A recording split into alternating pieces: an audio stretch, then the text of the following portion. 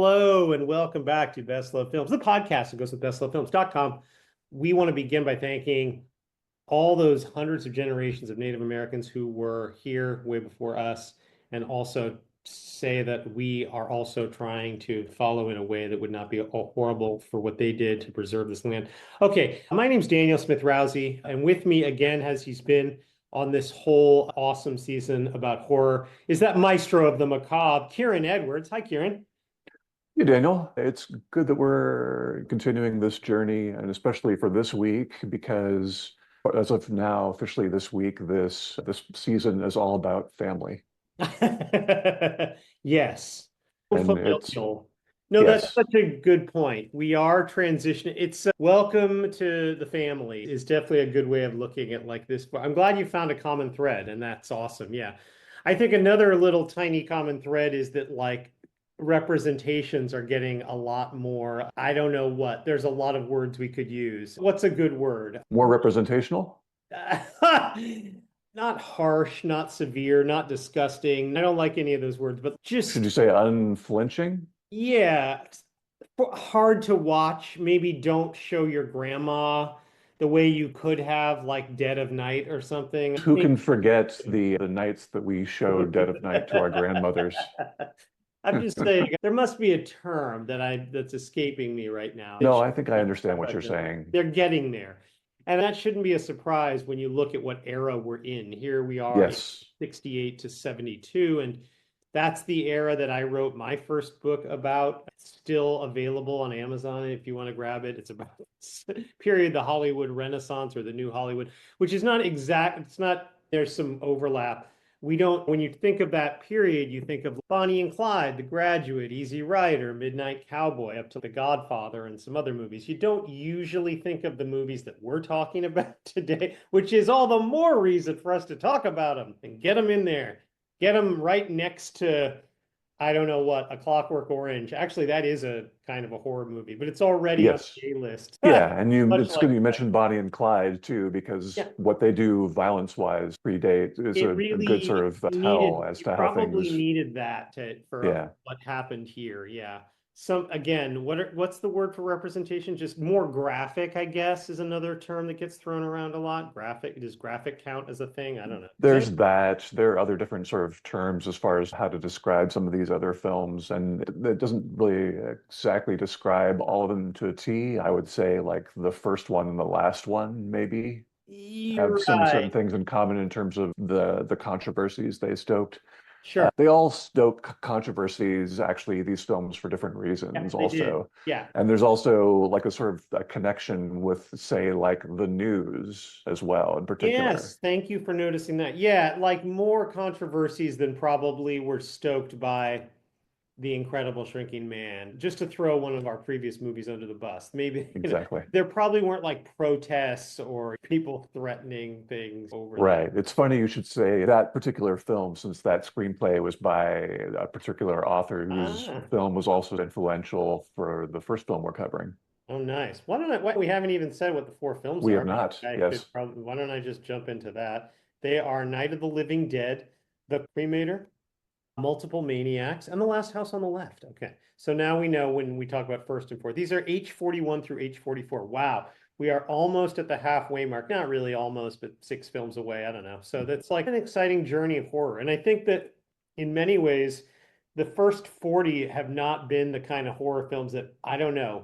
Most of my current students who love, I have students who love horror right now, and they love things like After Saw and Hereditary. There's for them, I think a lot of the first 40 of this podcast would have been like, I'm not. There's a way in which this is getting a little more, and this once, and then when we get to Texas Chainsaw Massacre, that is like much more in their wheelhouse of, oh, okay, yeah, that's what I'm here for. Yeah, I think, yeah, that makes sense. We're about to reach the 70s, and that's also Yeah, a particular decade, yeah, not just in crucial. horror, but other genres that are just going Yes. to blow certain lids open, essentially, and Yeah. things will never be the same, let's just say. But you could say that didn't really start necessarily in the 70s. It probably started as early as with the first film that we're talking about, and even beforehand as well.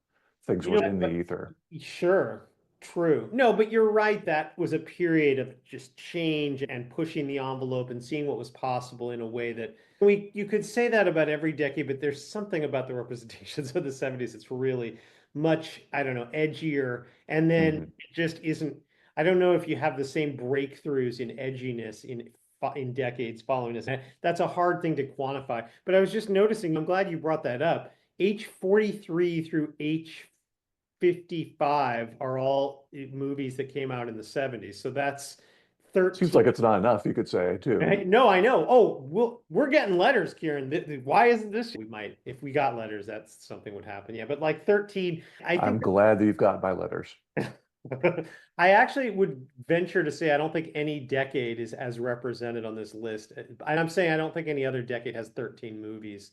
That's Probably the right. 80s are close, is my guess as well, Yeah, too. well, I stand by that. I don't Yeah. think that again, it's hard to even take any of these movies off the list. Yes, you could always argue one or two others, but okay, we should jump in. The first movie today, wow, is like a kind of an all-time classic. It would have been on the top. It's in everybody's horror top 50, maybe top 30. It's pretty iconic. It's on that Rosemary's Baby level. And Mhm. yet it was in theaters at the same time, which is strange. So Night of the Living Dead, the story of the making of it is, I love thinking about George Romero as this guy working at commercial, like Hank Carnegie Mellon, making industrial films, all these. I kind of love just thinking about these guys just sitting around Pittsburgh. And because that's like, they're not in LA, they're not in New York. It's not that easy to make something that anybody's going to notice. Right. This is another sort of parallel to another previous sort of industrial filmmaker who we talked Go about ahead. Wait, an who was episode that? or two earlier, who Which was was that Herc one? Harvey, right? Who did Okay, Carnival right. Yep, Souls. yep, yep, yep. And obviously there was a comparison to like his sort of like ultimate sort of climactic scene and the sort of Yes. ghoulish sort of zombie-like characters that were in that film and how Yes. the way they had something in common with Night of the Living Dead as well. Although he Well, will tell funny, you that it's a particular other film that I is was, something it's else. funny you mentioned the ending because that's actually what I was going to say is that you probably know the famous story of how this movie was like picture. So Night of the Living Dead was picture locked, ready to go.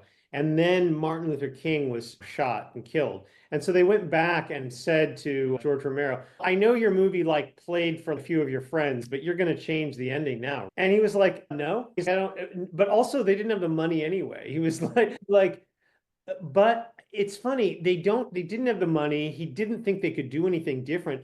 But I don't know. See, I hear conflicting reports because I think what he wound up doing was changing just the still frames of the credits so that those would Oh, interesting. drag out more. He didn't have the money to do anything else, but what he could do was just change the credits so that we'd think about so he had shot it but not really kept it or not planned to keep it. Some of those scenes you see, Right. like they're not scenes, but they're still photos. It's like watching La Jetée or something. In the credits, apparently that was depending who you believe, that was a tweak he made after April 4th, 1968, which is the day that every American should know Martin Luther King was killed. And then This is, yeah, so from what I was listening to at least one of his interviews, go ahead.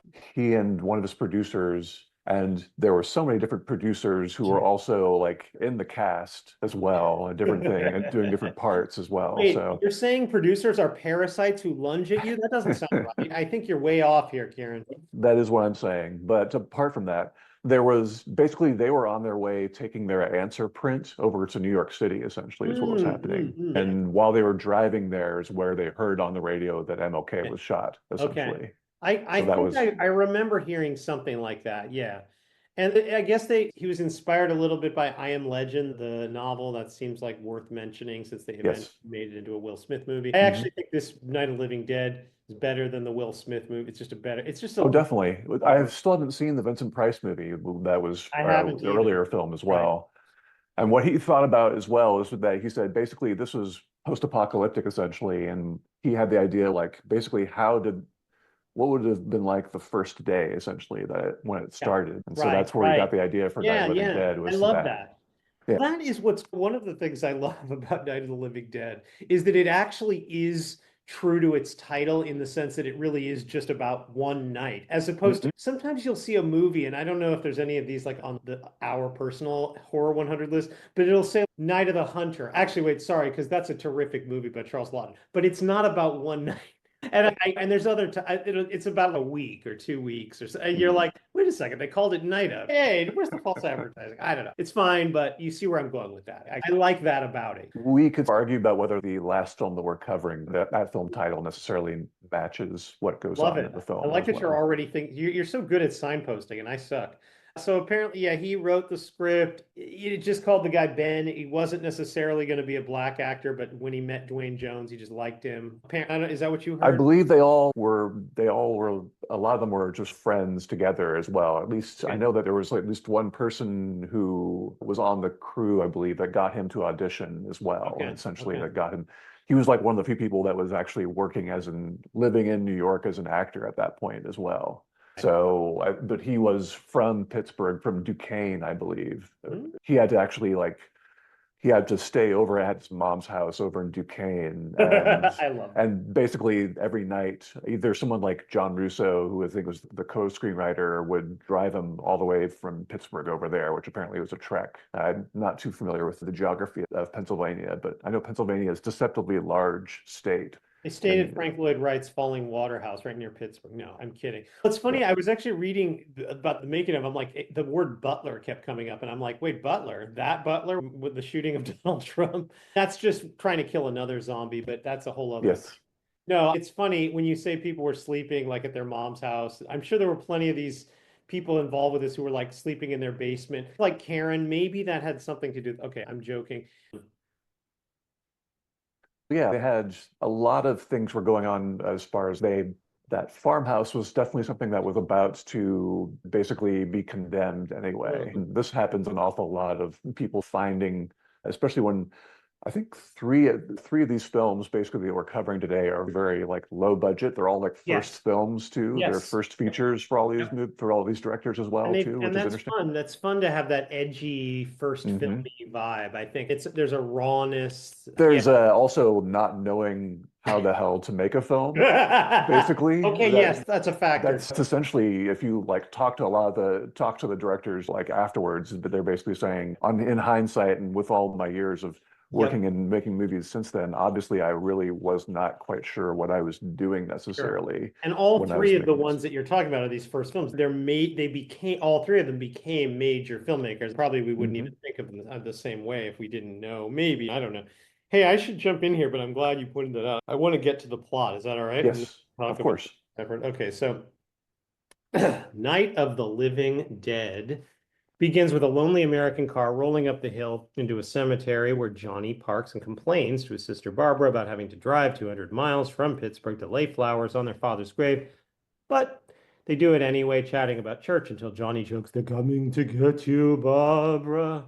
A Karloff-like man, a ghoul, staggers toward Barbara and surprisingly attacks her, prompting Johnny to tussle with him until they both fall on a grave. But only the ghoul gets up and keeps staggering after Barbara, who scrambles until she reaches a lone farmhouse.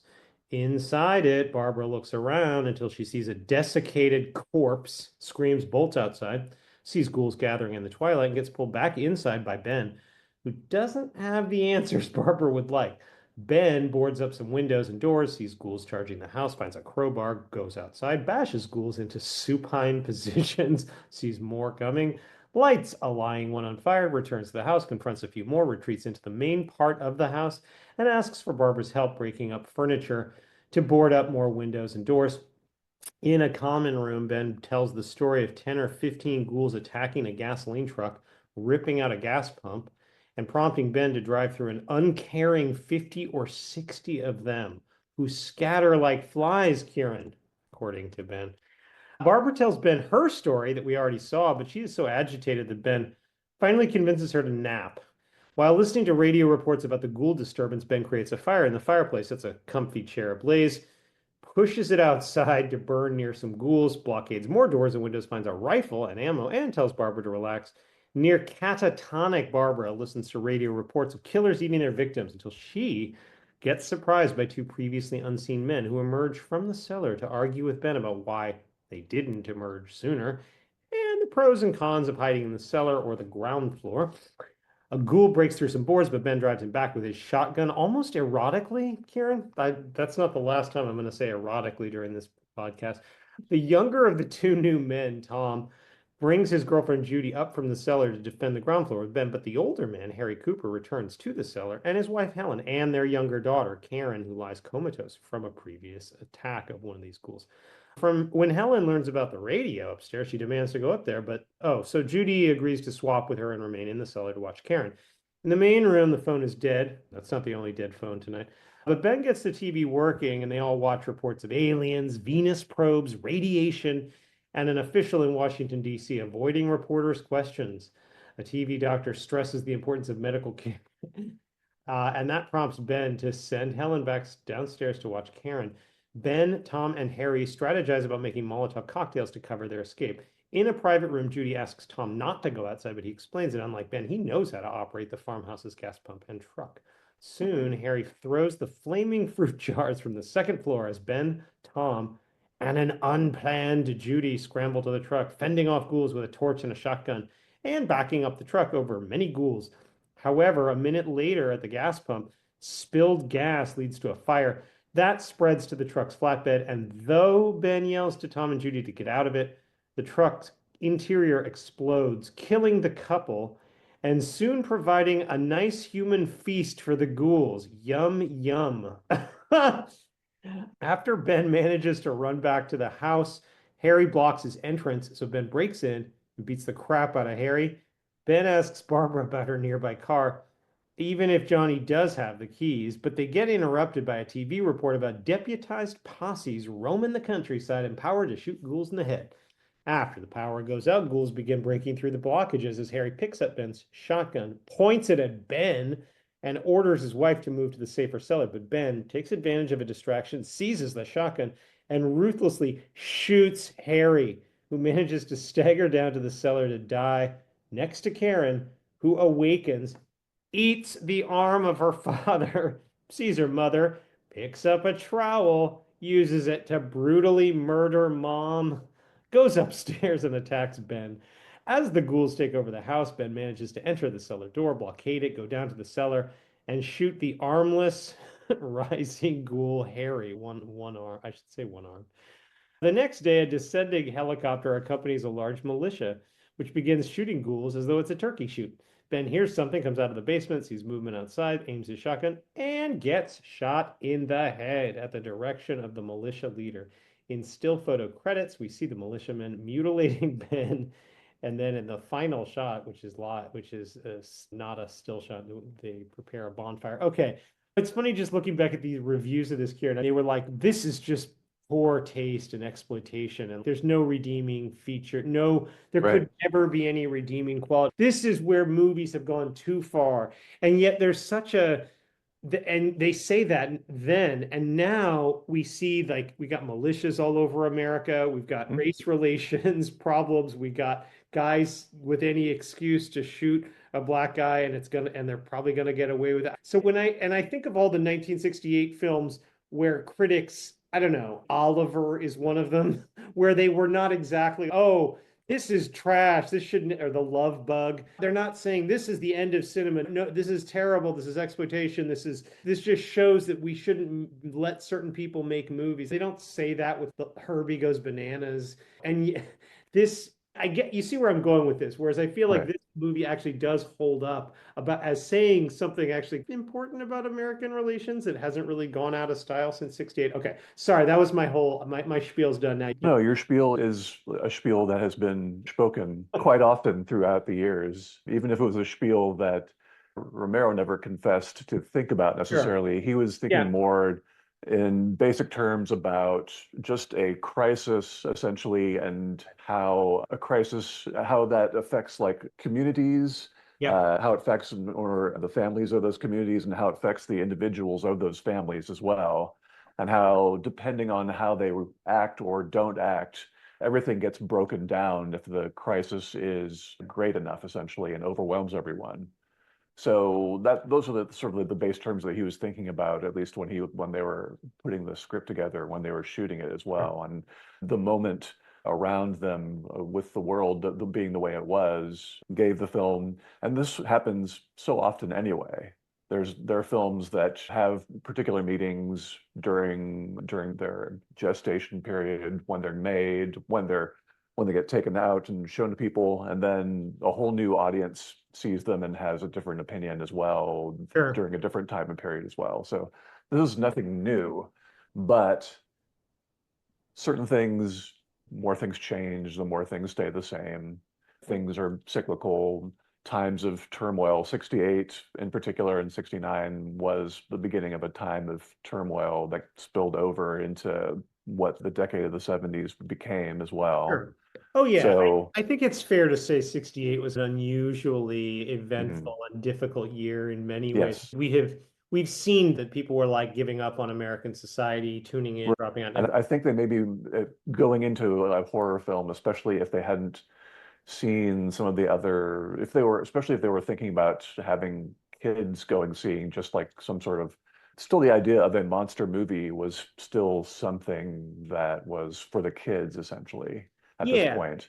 We've been talking about like some other episodes earlier as well with a few certain other films that may or may not have started the idea of horror films for adults as well, which I no, think but is you're what right. Yeah, I think Rosemary's Baby, I think we might have made like a signpost essentially, which came out the same year of, yeah. I think it came out this in like idea of the August. horror film that adults could go enjoy essentially. Exactly. A real And horror film beyond Hitchcock, like a real, exactly, yeah, yeah. yeah. No, absolutely. And yeah, that was definitely dressed up, cleaned up Park Avenue horror, whereas this is so dirty and It's also dirty and isolated as yeah, well, too. right. They use the idea of just isolation in one Yeah, that helped, country right. like setting essentially. They use it particularly well. They take out all the mileage of what they can of going from graveyard essentially to a home that becomes a graveyard essentially. Yeah. So by the end of the film.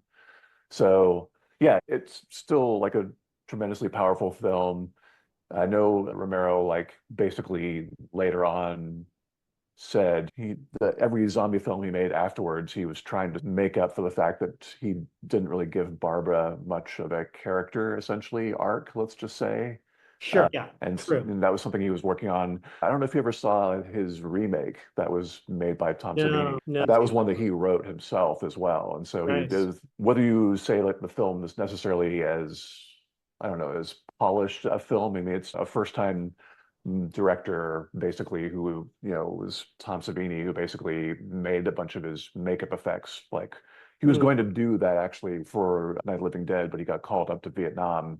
Essentially, he was going to be an actor. He was a Pittsburgh actor sort of friend as well, but he got called to Vietnam, became a combat photographer, which may or may not have given him, let's just say, ideas as to what he wanted to do, like makeup wise, that I think changed his life as well. But then he just became this director for this sort of remake where I think they definitely might have seen Alien and Aliens when they came mm. to like how they like made Okay. Barbara, let's just say. Okay. And it's pretty good Oh, also really? too. So she's Ripley? Great. She's pretty much of a badass as well. And she was also like this, the actress was also like a stunt woman in real life as well too. Cool. She had an interesting career as well. And there are a lot of other interesting people in there. But so as to say is that Romero is like spending his life, maybe not, I, we could talk about his, we'll talk especially with the next film that we cover of his, how he had so many other different plans essentially. There's a lot going on between My Living Dead and Dawn of the Dead as far as the films he made as well that were Right. interesting. We will have a And chance to revisit that yeah, aspect. yeah, it's been interesting to see like the germination of a general sort of idea that he always would come back to, which is basically a family unit Yeah. handling crises or not handling crises and how that plays out essentially. Yeah, so this is a tremendous film for that reason. And everybody else is he also talks about is from what I remember with him and all the other sort of zombie films, all the characters are very certain in the moment of crisis that what they're doing is correct as well. And this Yeah. happened, and for the most part, the Oh, right. more steadfast you are, it turns out the more wrong you are about your decisions Isn't also. that mostly men in this movie though? Because I Yes, feel well, like especially, Barbara and Judy are pretty passive. yeah, Helen's not even much better. Uh, yeah. So that's in this case as well. And we'll talk about with Dawn of the Dead if it has a sort of has similar he vibe as changed? well Has too. he Yeah. given women any better roles by then? Yeah, sure. Yeah, Yeah, yeah, no, he has. Yeah. Okay, sorry. Okay, fine, he has. Yeah, but Yeah. No, I don't know. I just like the way this film is shot. I just think that Mhm. where he chooses to put the camera is often smart. I don't know. I think he's just a natural, George Romero's a natural born filmmaker. Yeah, they definitely got Yes. lucky with the timing with everything going on in 68. And they also got lucky that the MPAA rating system, like it got released like a month before that. So they didn't actually have to come Mm. out with a rating so kids could go see it. Now, you talk about kids, little kids were going to see it, which apparently was a little bit of a problem. It was There was a actually, bit of there was ironically like an article like about that. I think it yeah. was either an article slash review by Roger Ebert about Right, or that something where essentially. he said that don't let kids in. Yeah, and So I he, think, which is yeah, pretty funny as well, it is. because of especially with his review of a certain film that we'll be covering it towards the end of this podcast as well. Nice. But yeah, yeah, that was interesting. That I think article ended up in Reader's Digest, which gave it even more coverage because of that. His background essentially with George Romero, because everything was, he mentioned that also a lot of cities like Pittsburgh and smaller sort of cities like that at that point in time, a lot of them had their own sort of like television and like film sort of editing Yeah, companies as it well. felt like And that was being satirized on some level, or you felt like there was a vibe where you felt like these news reports were probably trying to say something about Pittsburgh, just the way from what they, I could tell, he was being like from what I can tell, like Romero was and always was like a very big news junkie in general yeah. Well, anyway. there you So I go. think that Yeah. was just like a very big It, part it of, does a you lot know, of his the life news essentially. reports do a lot of work in this movie, more than you might Yes. think. The characters sit around and listen and watch the news much more than you might think in most movies. Oh, yeah, yeah.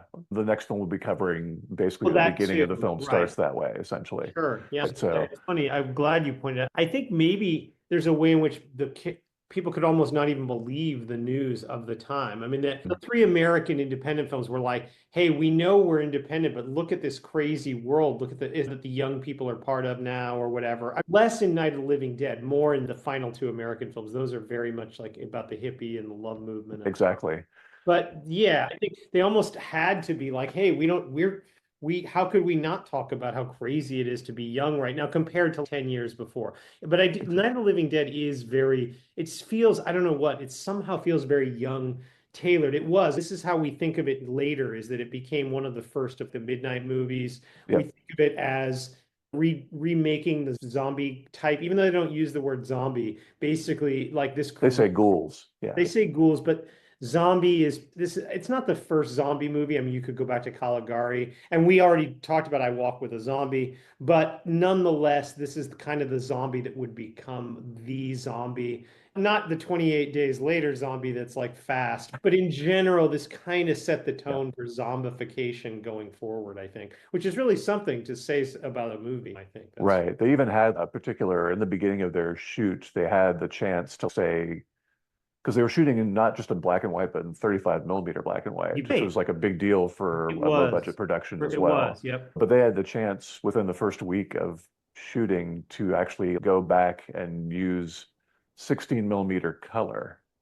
Wow. And then And they it was decided essentially, no, George was particularly adamant that he thought seeing the blood in black and white in this particular film would be more Mm, effective than yeah. seeing it in color. Plus, Karen's eating her dad's arm. It's you really don't want to like. I don't. That's already asking by audiences to go where they've never gone with a child. They had, Oh, but not many child people had seen. cannibalism. Talking about H.G. Lewis films that were happening earlier as Oh, well. okay. You But know, maybe, yeah. All right, fine. Yeah, not in that. the mainstream, but those Yeah, that sort of thing had already happened in color. But not many people were following that necessarily, sure. Well, I'm like you're glad. saying. Hey, good that you knew that. Yeah. Yeah, We have to wrap up on this movie in a minute. Why don't certainly. you go ahead and give me your last few, I don't know, thoughts about. Everything is it's Dwayne Jones had a very interesting sort of just very brief life as well, where he Isn't that basically sad? really, it was just something that he did, and he really didn't think much about the film like Sure. afterwards Yeah. necessarily. He also made that other interesting film, Ganja and Hess, as well, which I don't know if you. Yeah, yeah. I noticed he was in that, but I've never Yeah, seen that's a it. film. That's a quite a very unusual film as well, too, a vampire sort of narrative also. But yeah, he just became like a regular sort of teacher as well. And we had different moments in his life where like students would all of a sudden, Night of the Living Dead would be on TV and they would talk about that. And then they would realize, oh, maybe you look like this person that was on Night of the Living Dead. And Yeah, he yeah, wouldn't sure. say one way or the other necessarily because That's it really funny. wasn't. Yeah, it just really wasn't Yeah, a well, part of his life. what you tell you if somebody says you look like so and so, you just say I get that a lot, and then that's Exactly. and then Yeah. move right Yeah, along. some Yeah. people, he was very adamant on having his life be just his life and not, I don't think he would have been somebody that would have, if he lived long enough to have gone like the convention circuit, let's just say. So, I was just looking at some of these critics. Some people are like, this is about Vietnam. Some people are like, this is about yep, America's deep-seated problems, yep, psychoanalytic. Somebody's comparing it to the birds. A small group takes refuge in an isolated house and attempts to fend right. off an attack, That makes sense. which makes no sense. But this is almost better than the birds, they say, because the birds made like somehow this is Romero's zombies are more like a direct, they're like based on human sort of failure or something in a deeper, Right. but like our hubris with the Venus probes and everything else, something. Whereas like the birds, that's not hubris. We've been cooking chicken for centuries. But anyway, yeah, somebody said the zombies are compared to the silent majority of the U.S. I love all, but those are all great. I love all, and there's much more that I'm not saying, but Of course. I love all those. It's fun to see that this movie has been appropriate, has such a life. It also became a franchise. We're going to get to that. But yeah, Mhm. and you can't say that about all the movies we've looked at. Yeah, there's just a lot of great. This movie always, it's just part of our lives. I love that. I love that they made these people were just sitting around Pittsburgh and had very little money and they shot in 35 millimeter black and white and Right. still part of our lives. I think that's great. It I is great. The one ahead. bad thing, of course, was how they basically did not make so much money or any money for No, quite a they couldn't while. even copyright it or something. What happened was basically is that there was an original title, basically Night of the Flesh Eaters. Okay. And when they made that, when they shot the title scene or the title card, Night of the Flesh Eaters, and on that title card was where the copyright bug was, essentially. And so Okay. when they changed the film, they had forgotten about not there not being a copyright bug Oh anywhere, God, I essentially. hate these sorts of things. Yeah, Yeah, that's so frustrating. yeah. Probably something similar happened to It's a Wonderful Life. Okay, hey, as much as I love these three independent films and these three major American filmmakers that emerge partly because of in many ways, because of these three films, I also do like that we spend at least one movie in this particular podcast episode outside the US, because I think that's fun Mhm. too. It's fun to see what other countries are up to.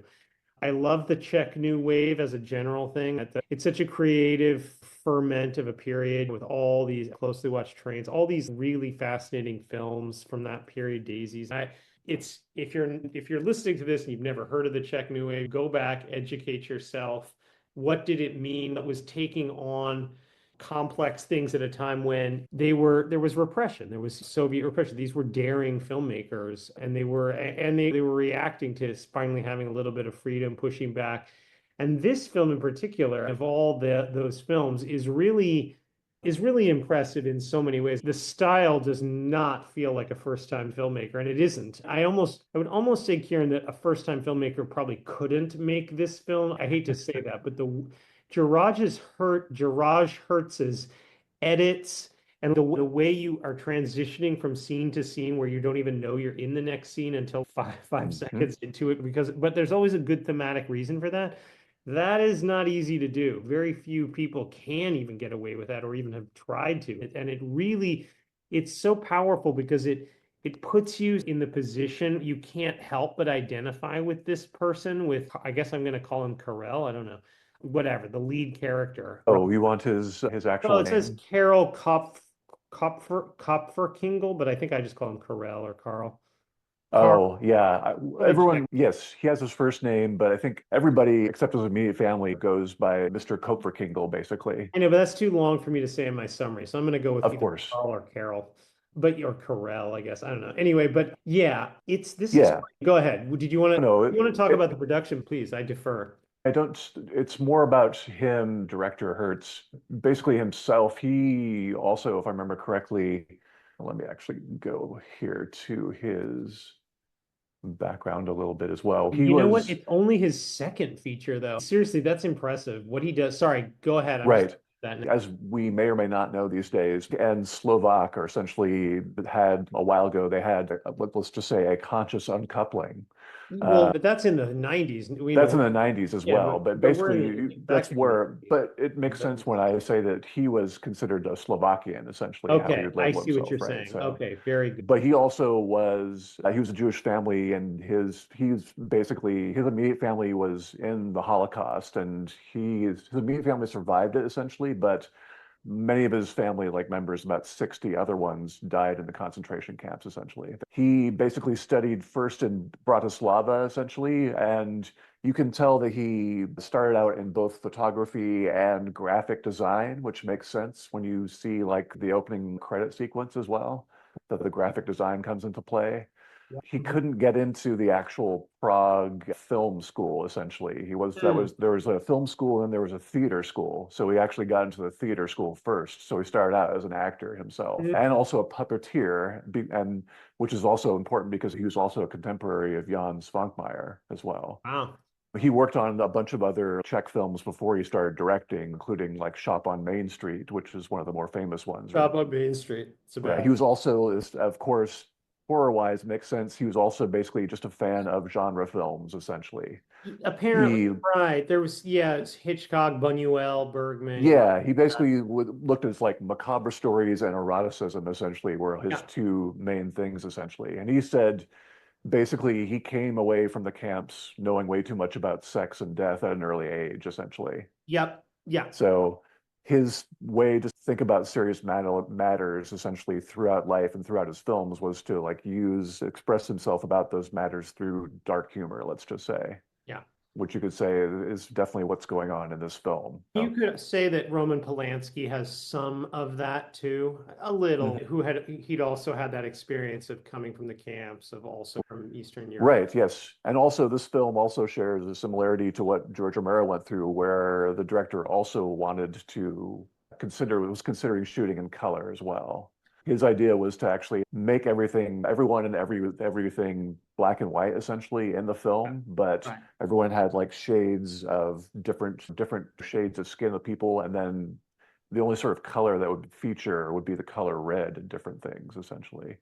But Like the cinematographer didn't think he could accomplish it, essentially, and they I scrapped that actually idea. think it works almost better in black and white. There might be almost obscene some of the. I know it's a movie about obscenities, but I also think it might play a little too. I don't know. You'd lose the thread from all the with all the dramatic colors everywhere. But Yes, exactly. Apparently, this is also the first Czech film to use the fisheye lens, also that we see in this I movie didn't as know well, that. too. Wow. So Milos Forman never used a fisheye lens. Wow. Okay. Yeah. he might have later on as Later. well. Okay. Yeah. All right. Thinking about the timing of it. Yeah, we should have talked about like the people from the Czech New Wave who came to the U.S. as well That as too. Right. And I right. guess is Hertz, but Hertz is not one of them, or not really. No, he stayed here, much like his leading man as well stayed in Czech, even though he I had love. many different offers Right. essentially to work in other places. The state literally said, "No, you're staying here," essentially. So By the way, I love that our list does make room to go to other countries from time to time. I think that's very important that we it might is. have in France, in England, wherever. I've been at Japan. I think that's great. We need to I'd hate to see somebody else's horror 100 list and it only be American films. That would be a crime. Exactly. Be a Yeah. shame. But Yeah, yeah. horror is universal. Yeah, Yeah, and right, and certainly something like this is a special film. This is whether we're calling it horror, and I guess it is a horror movie, but like, it's definitely a wow, I horror. mean, it's sure. It's also it's great anyway. It's one of those horror movies that also transcends horror anyway, I guess. It's just so well done. Um, Sure. It should be, I guess you could say art house or whatever. Art house is what they well, use as a yeah, sort of like a slapdash term for anything that's not in the English language it's sometimes. also So comedy. It's very comic. It's it funny. is very fun. Yes. But if people are going to this because they like Scream, I don't know what to tell them because it's not going to be like that. It's not meta, obviously, Yeah, but also. it's not that kind of comedy horror. It's not Abbott and Costello meet Frankenstein either. Why don't I Right. talk a little bit about what it is? Because I'm Yes. starting to worry about time, and then then you'll tell us more about either production or reception or something else. Sure. The Cremator, and feel free to always hear and interrupt me, especially if I get something wrong. The Cremator begins in a zoo with extreme close-ups of predatory animals and Carl, who tells his wife Lakme he must do more for his family, namely her and their two teenagers, Zena and Mealy, whom we see in a concave mirror. During credits, still photos get severed and reassembled. That's the thing Kieran just told you about. At a posh hotel party of maybe 100 guests, Carell forbids his subordinate to serve alcohol, puts out a couple of guest cigars, suggests to Mr. Slaus that in addition to selling candy, he try becoming his agent, and assumes the podium to celebrate the Tibetan mysticism of the Dalai Lama. If you haven't seen this before, I doubt you're expecting your Czech film to discuss the Dalai Lama. He and Carell discuss whether or not Strauss is a Jewish name. The camera lingers on wall paintings at the party and later in a private cluttered gallery where Carell selects a portrait of a Nicaraguan general and asks for the framing of the cremation law of 1921. In his home, with cleverly elliptical edits, Carell and his wife play with places to hang art, nudge the daughter to feed the cat, and host a couple, Walter and Erna Reinke, who speak of old war service, compliment Hitler on annexing Austria, good job, and encourage Carell and Lackme to come to a Nazi meeting. But when they push back, Walter and Erna abruptly excuse themselves. Although, as they get in their car, Carell tells his son he should study more German. Interesting little compromise here. Carell introduces one Mr. Dvorak to his temple of death, as he sometimes proudly calls it, Carell. That is the crematorium, where Carell speaks with pride about easing suffering and freeing souls as he shows this new employee coffin, urns, protocols, an important metal bar, and a corpse. The four family members, the same family that I can't say the last name of, stroll through a garden, observe a carousel of lovely women, and then enter a dark indoor wax museum stage presentation of various horrors, including deformed infants. A rough man offers to trade a framed fruit fly collection for morphine that he, the rough man, says Carell can get from Reinke, but Carell says Reinke is in the field while taking the fruit fly frame anyway. Carell hits on a young custodial employee, but when his wife catches him, we soon catch him at the local brothel. At their home, Carell shows Lackme a gift outfit for their daughter's birthday. Carell talks to employees about German troops coming to the border and how in the 20th century violence solves nothing. Right. In their dining room, decorated for Christmas, the family hosts kids who ask if anyone has ever awoken in a coffin, prompting Carell to say no one survived 75 minutes of cremation, but no one should fear the humane process. Carell and Mealy attend a boxing match that one female attendee calls a slaughterhouse, ending in a Nazi flyer suggesting manlyhood through pugilism, Kieran. Back home, Carell tells the kids that carp bladders may be reincarnated souls just before Walter comes over, eats, commands Carell to attend a Jewish gathering to learn more about Jews, and shows him photos of the women of the club he might join, all blonde, buxom, and bare-skinned, Kieran. They contrast with a young brunette employee who seems to silently judge Carell, as well as his white cat slated for disposal. What I'm saying is the movie keeps cutting to them, like in weird times, the cat and that one brunette woman who's often seen outside the crematorium. Okay, you know who I mean. At Christmas Eve dinner, Carell tells his family about Jews profiting off of suffering while Germans are good, strong, and have a bright future. Yeah, they're so cool. Dr. Bettelheim tests Carell's blood and claims Jewish and German blood are the same, and at a Jewish celebration, Carell listens. At a ritzy German party, when Carell tells Walter he saw Jews disparage Hitler and the Reich, Walter warns Carell of Jews he knows, notes Spartans killed their weak offspring, explains how he knows the guy's wife, Lackme, is Jewish, warns that if he stays with her, he can't advance to higher posts, and notes his 1/4 Jewish kids can't go to German schools. Alone with Lackme, Carell creepily narrates, orders her to wear her black dress, make a feast, live every day as if it's the last, and in their very spacious bathroom, use a noose to hang herself as the cat tries to tries to lick up any fluids. Kieran, at the end of this, I want to ask you, why is she like letting herself be commanded like that? I don't even get it. Although later in the fourth film, somebody's going to command somebody to shoot himself, and he's going to do that too. So I'm not sure who's like listening to people tell themselves to kill themselves. In a surreal scene, Carell meets himself dressed like a monk, or maybe like the Dalai Lama, saying he's on his way to his throne in Lhasa. At his wife's funeral at the podium, Carell says several bizarre things, and then begins speaking in German about how a great wave is taking over Europe, prompting departures and also from some audience members, Nazi salutes. Carell walks Mealy around the crematorium cemetery grounds and eventually into the basement where he raises the metal bar and kills his own son in a meeting with a Nazi official, intercut with a lot of brutal paintings. Carell says that he looks forward to more industrial scale cremations where even more Jews can feel their souls be freed, Karen. Carell walks his daughter through a similar trajectory as his son, but in the basement, when he raises the bar, the daughter flees as Carell sees visions of himself as a monk again. Carell steps outside the crematorium's front door in a rainstorm where a Nazi tells him not to worry because they'll take care of his daughter. So he gets in the man's car, says, I shall save them all, the whole world, and sees through the windshield a vision of the Lhasa temple. Okay, Kieran, I know that was a very long summary. Thanks for that. Is a complex film. It's hard to summarize because there's so many. There's a lot. Yeah. It's not a short film. It's not, we got some 80-minuters on here. It's not that. It's No, and it's really a wonderful film. It's definitely my favorite film that we're covering covering. today. Yeah. It's I like very complex. That's what I like yes. about it. Yeah, there's a lot to it. There's a lot to chew on. Go ahead. Sorry. There's a lot to chew on with just the main character, Yeah, basically. sure. Yeah, that particular actor, if you've seen enough Czech films, we may or may not know of a certain podcast where the particular podcast host every year hosts something that he calls Czech Temper, essentially. So he Oh, does fun. basically Czech New Wave films We should be talking every year, Slovak essentially. temper now, or Czechoslovak temper, or whatever. Since you're Yes, speaking exactly. Slovakian, and now I feel bad. Yeah, but okay, sure. Come on. So I I've want to seen hear. that actor before, Oh, and okay, there's a right. few different actors that keep Oh, showing up, fine. including that one actor. There's that couple that keep interrupting various different scenes, and the wife is shocked and horrified by everything. And it seems to be like some sort of particular vaudeville scene that just happens that they're like a part of, that just they wander in through these Yeah. different areas and they're out of There place. is a lot of complexity. I didn't know how to put in the brunette or the cat. And there were, and like you said, that couple, there's so many just little things that are hard to even know where to put. This is and it's a confident, you feel like you're not in the presence of somebody who doesn't know what they're doing. This is all has a reason and we're going somewhere.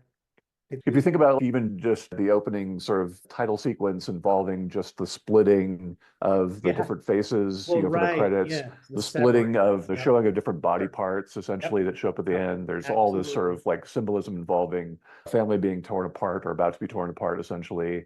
And then all the bodies, the only thing that was missing is basically some sort of the end credits should have gone up in some sort of like cloud of smoke at the end of some sort, basically. It's funny you don't see as much cremation in this as you might have guessed you were going to. We don't have You like, see everything that goes on. You see everything about it. You yeah, spend an that's awful lot true. of time in the crematoriums as You well. do. I guess I just mean there are other movies and TV shows where there's like like cremation eye view of the body in there and then starting the breath. Right. There's that one scene essentially It where is, that they it's actually do it very once. brief. Everything in Yeah. the movie is so brief. It's hard to keep up with what the hell's going on. Yeah, no, but it's great. No, I'm sorry, it isn't that hard to keep up. If as long as you're watching it and not watching your phone, it's a great journey. I love the edits. I love not knowing Hmm. where I am when a character is talking, and then it turns out that they're talking to somebody else who's in the next scene. It's great.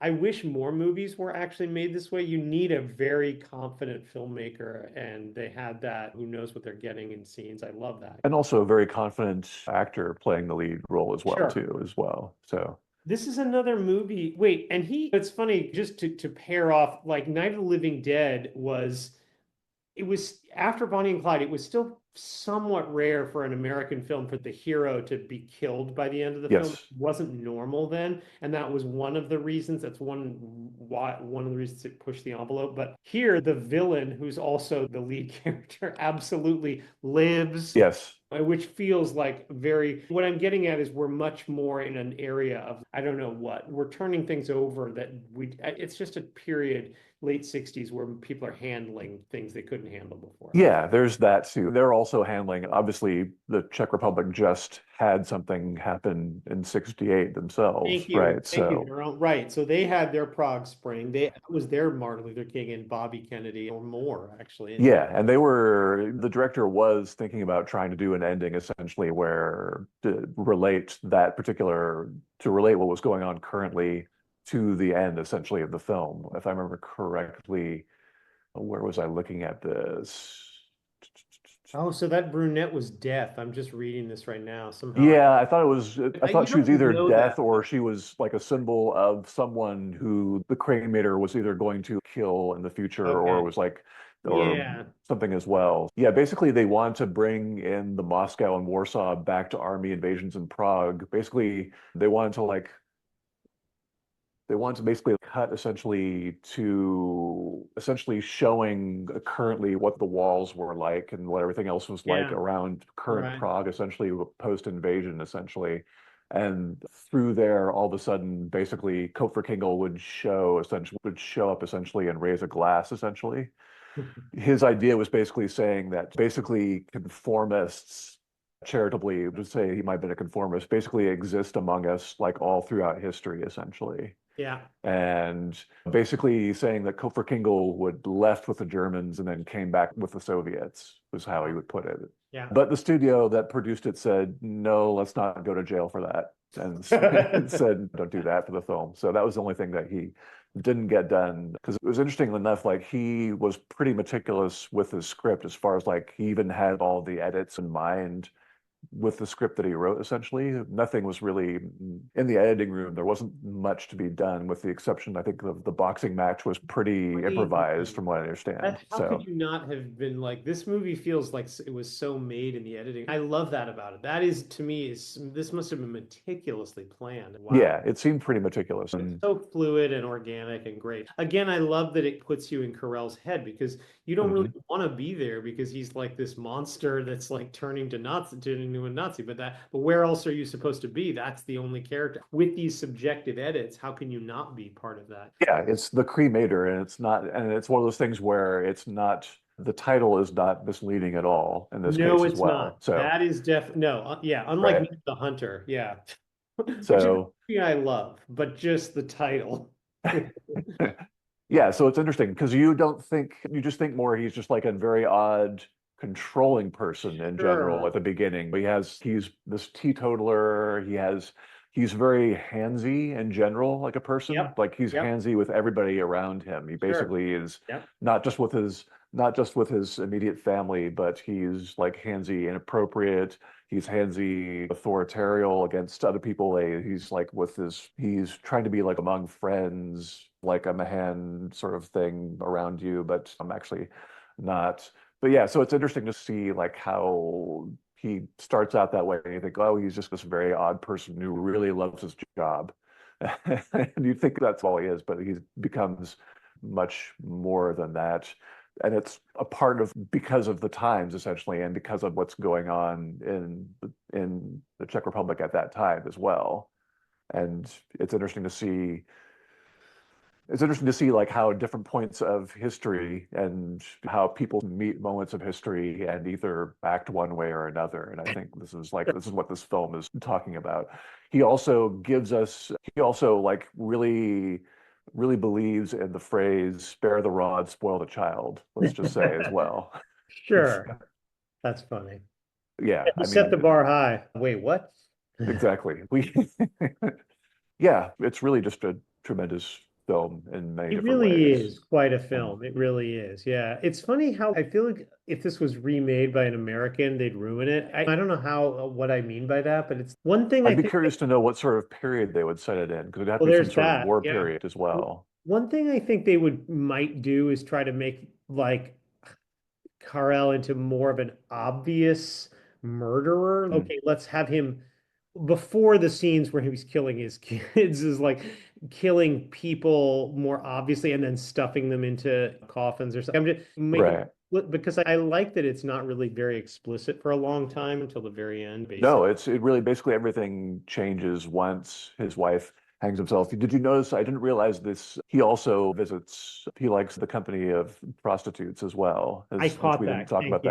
that. Did Yes. you catch? I didn't realize it until someone pointed me out in the notes that the same actor Yeah, played both the wife and the prostitute I did, same actor plays his wife, and his, you know what? I did watch one of those Criterion videos, and I didn't know it until watching that, and I until was like, watching that. wow, Yeah. yeah, I was like, wow. I mean that's a funny joke to know. Hey, by the way, can you explain to me? And this certainly the Criterion video did not explain this. he tells his wife to kill herself. She just does. What's up with that? Is that tell me the logic? I don't even get it. I think this is part of the I think this is part of the plot or part of the point of the film where his mind, I think, really starts to lose it essentially, Okay, so where she's not he's a dead. bit of an unreliable He's narrator in terms of so he is he just becomes dreaming this? it's more about it's his version of how he Okay. killed her Oh, essentially that. was Okay. the way That I makes think more about sense. it. So maybe he like put a gun to her head, but in his mind, he just. It's more maybe more about the actual hanging of herself wasn't voluntary Okay, I necessarily see. is That's the way I interesting. think about it. That's an interesting way of looking at it. Yeah. Okay, that might make Because sense. also this is we also can think about just what was going on with Czech films and the new wave going on in the 60s and how they were very much with some of the other sort of British horror films that we were talking about, how they were trying to reject a little bit of or reject social realism, I think, as well. Yeah. And social realism was, I think, anyone who could talk about Russian and other sort of Russian occupied countries and their film industries going through the 50s and up to the 60s, essentially, a lot of social realism was what was smiled upon, let's just Absolutely. say, in this film Yeah, industry. So, this movie's definitely with the fisheye lens, with the dreaming about Lhasa, dreaming of himself as a monk. We clearly are in like Buñuel territory. And please yeah, take that. I love it when a Czech filmmaker is like, hey, if Buñuel can do it, I can do it too. Or not just, exactly. but all kinds of other people too. Yeah, that's great. Yeah. Yeah, no, you're right. This is a tremendous film. It's a rich film. It's funny. It just feels, I hate to say it because I am a fan of the other three films that we're talking about, but Mhm. those are so lean on the bone, Yes, whereas feels a sumptuous feast in comparison. And I appreciate being able to like sit here and feast. And I don't mean feasting, Karen's gonna feast or Divine's gonna, or Karen feasted in Night of the Living Dead or Divine in a movie I'm about to talk about. Not that exactly. kind of feasting, but a different kind of feasting. Yeah. Yeah, no, I don't know. Yeah, this is I like that you like it. I think you might I like it. I might like it almost as much as you do, and I'm excited about that. Should we move to the next one or any last thoughts about I the think that was your segue, I thought, was Oh, from was that going to Divine be and my then the Oh, Feast, right, I was essentially. wrong. Yeah. So, Yeah, I ate my own segue and then I threw it away. Yeah. It's this is also you had mentioned the news is a little bit of a motif, and I think that's true. hmm The cremator, there's a lot of there's news from the front, and therefore we yep. have to behave differently. Yeah. So people feeling, yeah, and I thought that was interesting too. And I know you've already covered that, but I think they did mention that sort of particular sign or the I want to recruit you is actually more of something from what was going on in Russia rather than a oh, particular Nazi thing as interesting. well. Right. So there was a little bit of that going on anyway. Sure. Okay, as we were saying, there's some eating. This movie that we're about to talk about, wow, multiple maniacs. I don't even know how to start to explain this. Every film person knows John Waters. That's just a thing. We all do, and we usually love him. And he's not for everybody's taste, and he absolutely knows that about himself. He was trying to speak for a kind of a section of humanity that otherwise didn't have representation. And I don't necessarily mean just having sort of a man in drag like most. I don't really just mean that. I don't mean divine. I don't even mean people who are living as trans or living in another. I don't even really mean that. People, I think the word that I keep coming back to, Kieran, is deviant. And I don't know that I even like deviant. A lot of the John Waters movies and characters, they wear the deviance as a badge of honor, as less as a badge of shame. They like that they're puke eating. They like that they're licking things that you and I wouldn't lick, The right? way I look at it, I think he was basically just trying to say these are all the things that he hasn't seen in Sure. films, and he spent his career for the most part, especially like through his before his films could actually get released into actual theaters, which took a few films before he could do that. Sure. Oh yeah. Um, but before all that, he was basically trying his everything that was deviant or aberrant or transgressive or anything else. He Yep. wanted to basically just show it on the screen and show it in multiple different ways and as many different ways as possible. And Divine and everyone else, those stock characters, I guess what they're called Dreamland, I think is part of what They the did name call of all the themselves that. Yeah, they that's call right. themselves that essentially. Yeah, they were they yeah, they all shared a similar vision essentially, or they basically Yep. Yep. believed in John's vision as well, which Sure. was interesting. It's He thought about what was called trash culture, essentially, I guess Yeah, you could say for sure. a better word. You would call it that sometimes. The first film's called Mondo Trasho anyway. Yes. And then this is his second feature. But in some ways also like his first. He actually had sound in this Right, feature, which he didn't exactly, have his right. first So in one. some So, ways, this is more like a first feature. Yeah, go ahead. Yeah. and it was his first feature where he did not get arrested as well. So making the That movie, which counts is for what something happened. right there. Yeah, exactly. Yeah.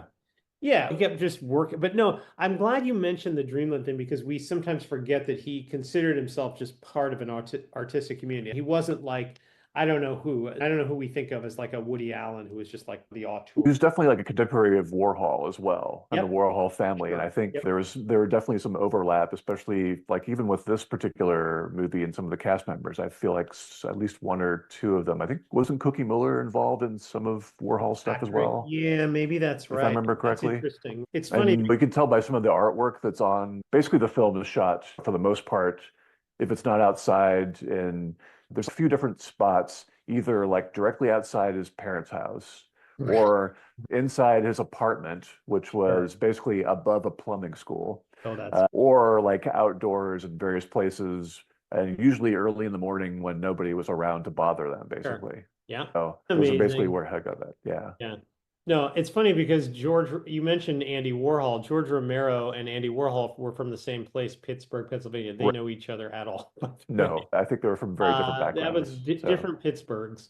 yep. And whereas, like in this case, you got John Waters, who's Baltimore all the way, and yet still he does. I think you're right that there was at least some connection, some artistic connection. Yeah. Yeah, and you could see some of the artwork as well that was on his. There's definitely some Warhol stuff on the artwork Yep. of the Right. apartment as well. That was like his own artwork as well that he collected. Yeah, it's funny this movie's relationship to the 60s in general. It's both, oh God, this is terrible, and also, hey, wait, we love everybody too. It's they're both happening at the same time. Yeah, go ahead. Yeah, he considered his group instead of not really hippies, but more like yippies, the Sure. Ginsberg sort of yippies, Yep, essentially, of sure. making Oh, fun I'm of not hippies saying, also well, as that's just well. it. It's not exactly saying let's be hippies. It's more, I don't know. Yeah, you get that even just in the speeches between like Steve and the daughter or whatever, that Yep. they're hippies, but they're not. They're like, no, that's too simple. We're Weather Underground, or we're on a whole other level of pushing back against the system. Hippies are too easy for them. But yeah, I definitely think that's part of it. Just transgress. Yeah, I think transgression. This is such a movie of after. I don't know what the mainstream has already done, like Midnight Cowboy or whatever. So now let's go much further. I mean, Right.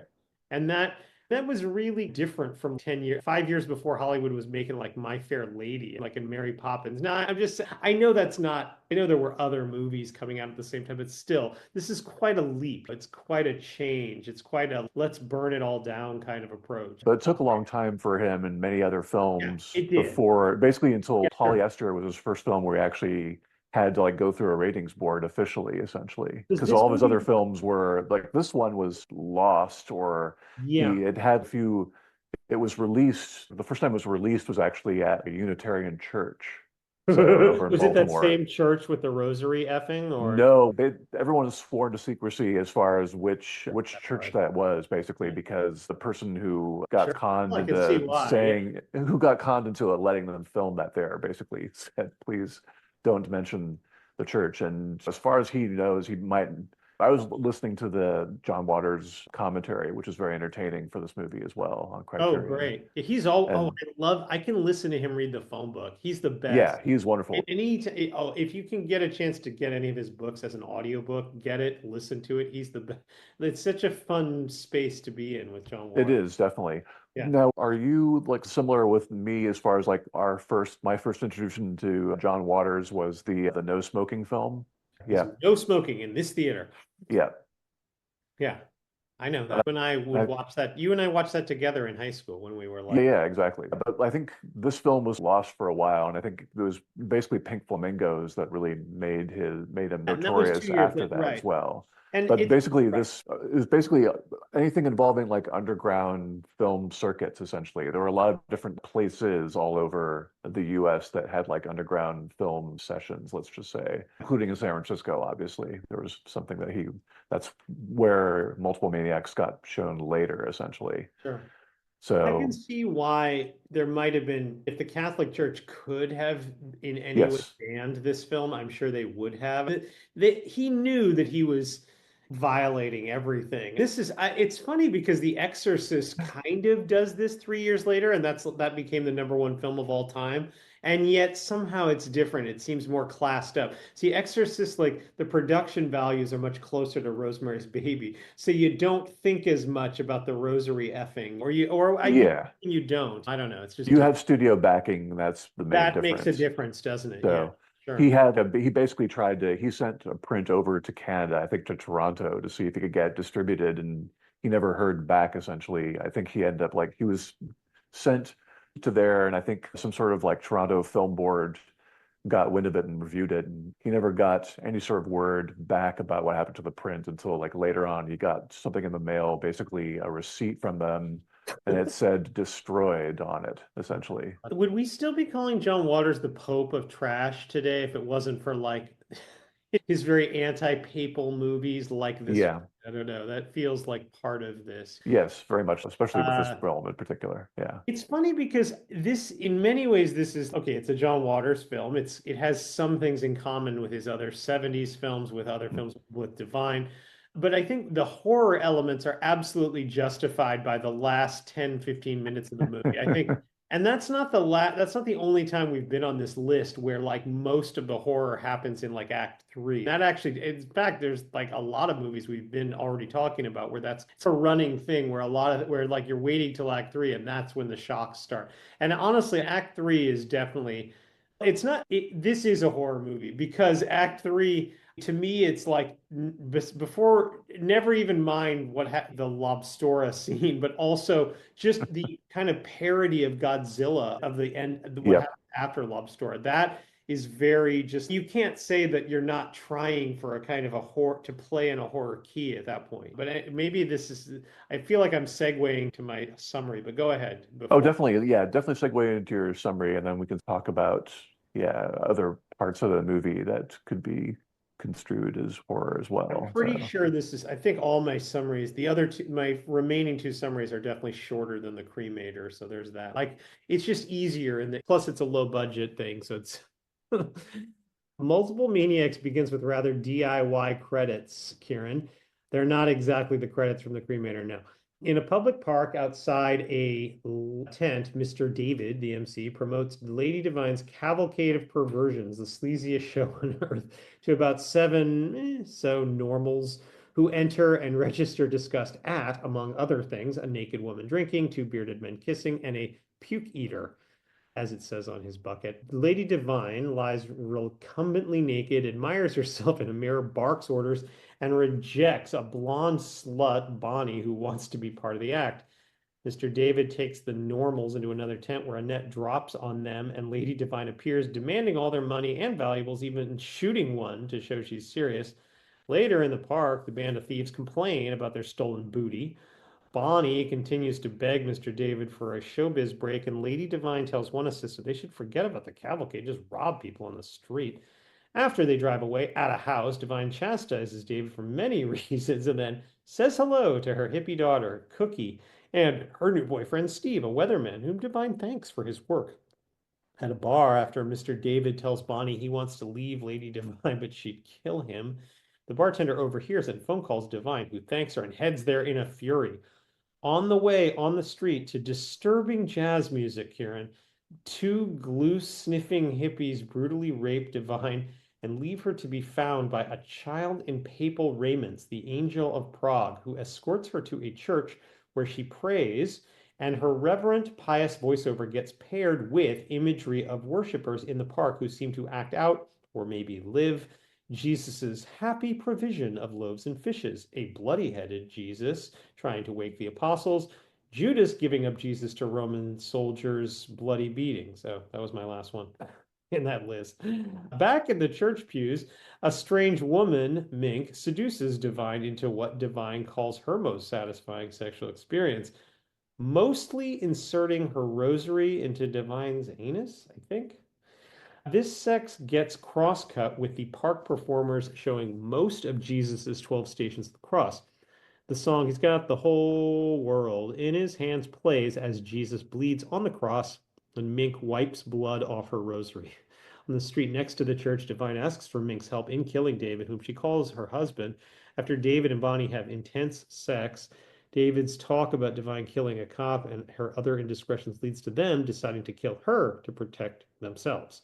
Outside David's place, Divine bangs on his door, receives nothing but a cop telling her to leave while calling her a lesbian, which offends her. At Divine's, David turns up, tells Jesus actor Ricky he won't be paid, and argues with Cookie to the point where she storms out and gets shot and killed by Bonnie, who thought she was Divine. On the street, the same cop pesters Divine to the point where she distracts him, strangles him, kills him, and celebrates his death to Mink, apparently. David and Bonnie tie up Ricky, hide Cookie's corpse, and greet Divine and Mink, who argue to the point where Bonnie shoots Divine, who ignores the gunshot and stabs to death Bonnie, and much more graphically, David, carving out his organs and feasting on them erotically, Kieran. I'm afraid that is exactly what happened there.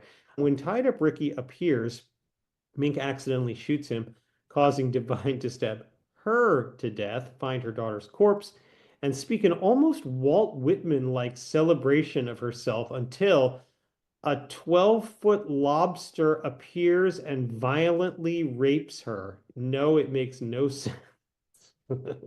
Divine staggers for a while, finally pulls a woman out of her car, drives that car to another car, pulls two young lovers out of that car, and attacks that car with a sledgehammer.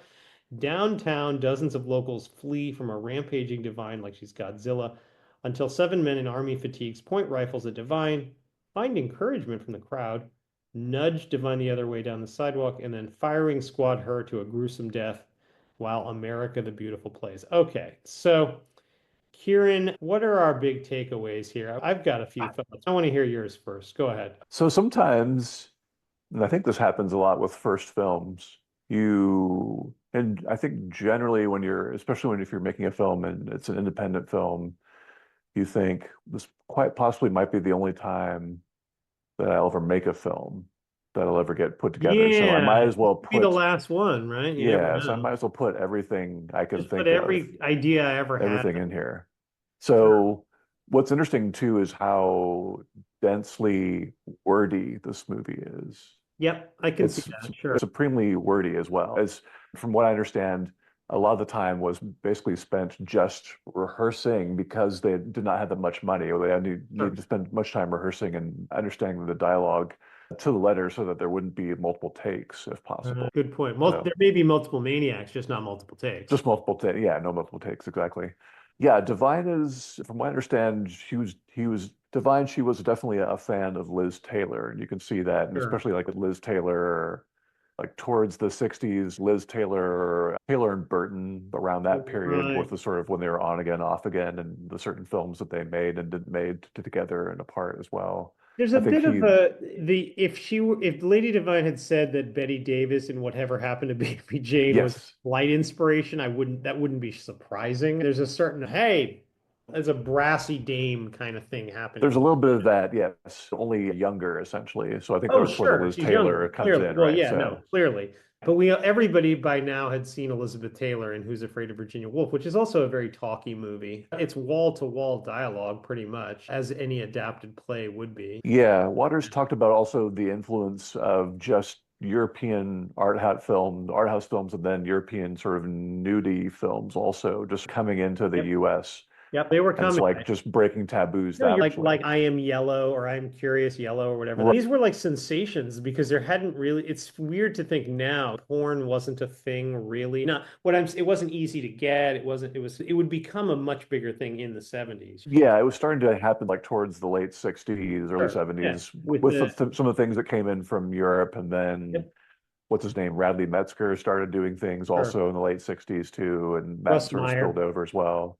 Yeah, Russ Probably. Meyer, although Well, his was just more really cheesecake and nothing like hardcore I guess necessarily. you're Like, right. Yeah. Whereas right. this movie's got several graphic rapes, which is like, Yes. fuck. And so Well, does graphic, our next yes. movie. Somewhat graphic. Not graphic. Okay, sorry. There's a way Let's of, just say over exaggerate. Everything is yeah. very over exaggerated anyway. The And lobster gets up and her legs are just like there's so much blood on them. That is, we have not seen anything. Not for me, I haven't seen a pre-1970 film that shows anything like that. That's yes, exactly. And it's still again in black and white as well too, which is which also might funny have been a too. good choice. They tried to get Hitchcock to do Psycho in color. He was like, this audience can't handle the shower scene in color. He already knew that. Anyway, Yeah, it's I'm trying to think about other things here that it's a funny. Go ahead. Can I tell you my sort of reading? Is it's weird. Like I, no, you go ahead. You got your finger up. Go ahead. so I was thinking also just about the through line of families essentially throughout this episode, essentially, Right. that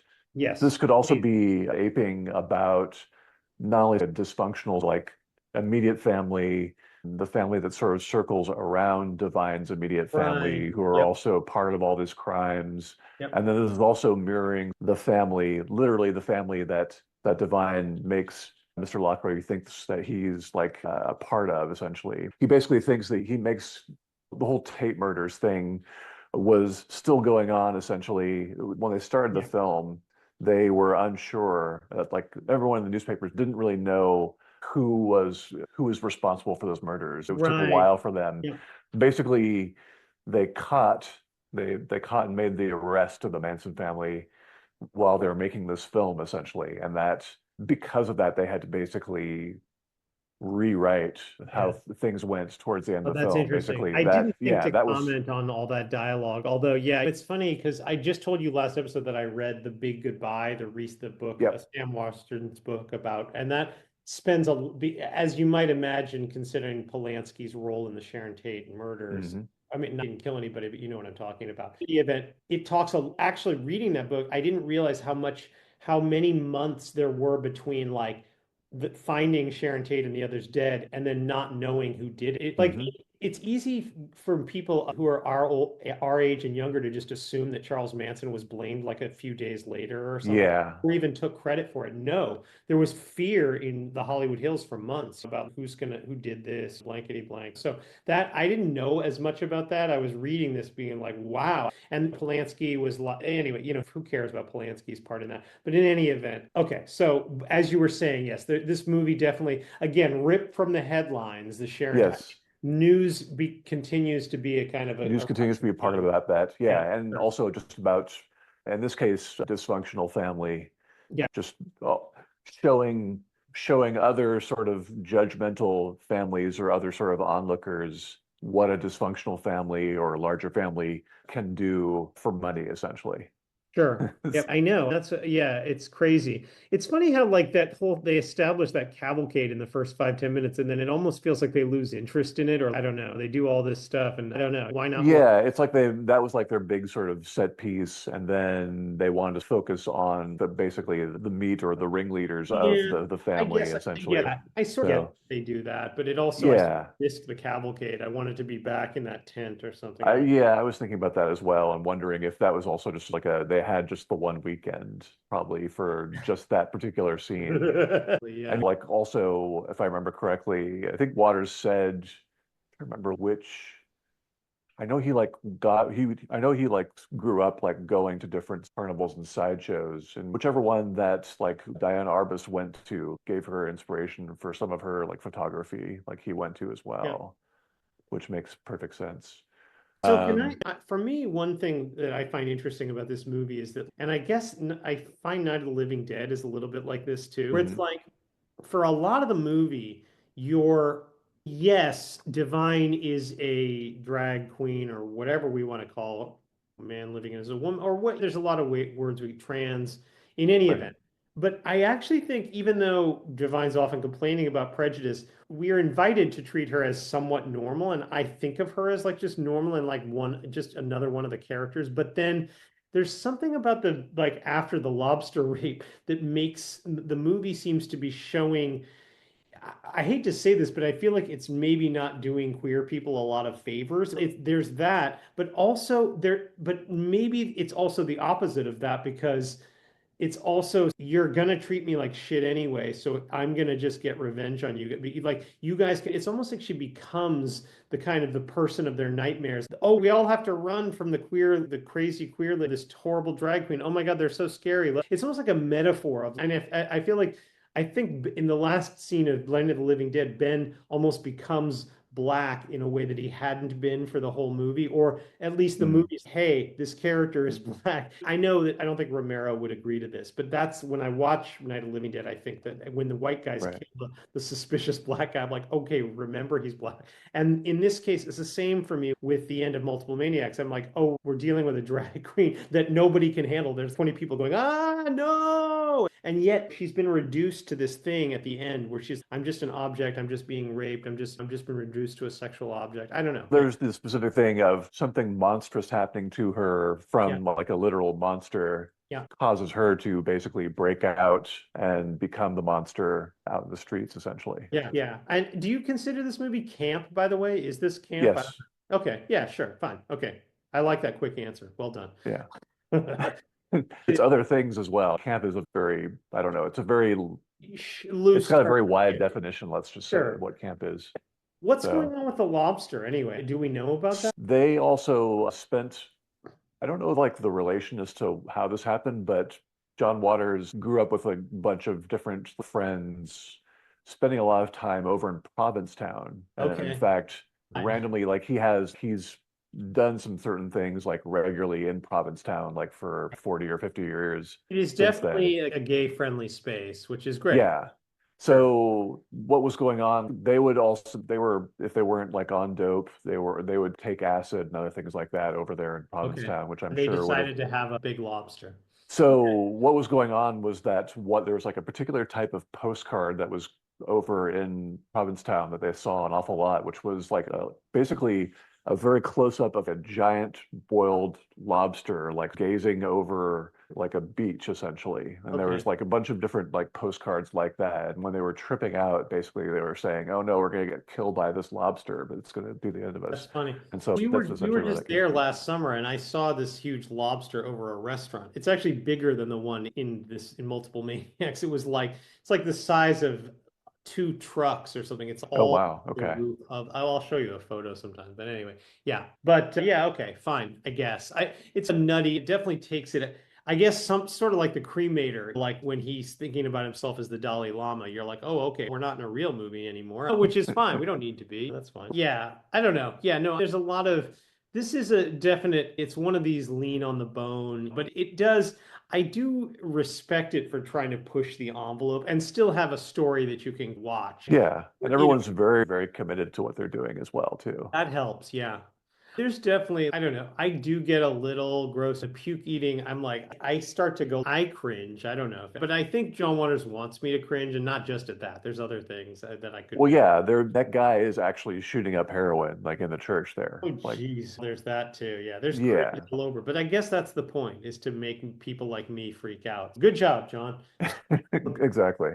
But he also did say at that point, LSD was at a certain point where you could actually shoot it up as well. You weren't just Right. doing tabs too. So it was also just this sort of weird sort of period where the needle was a thing used for many different substances, which was interesting. Which you don't think about. I always think about it as one particular drug, essentially. But One of the things that we notice when I was writing my book, and I'm not the only scholar of the New Hollywood and Hollywood Renaissance, one thing that always comes up is this is not necessarily the greatest period for women. Now, there are exceptions. There's like Barbara Streisand and Jane Fonda. There's I don't you don't Ellen have to tell Burstyn, me if yeah.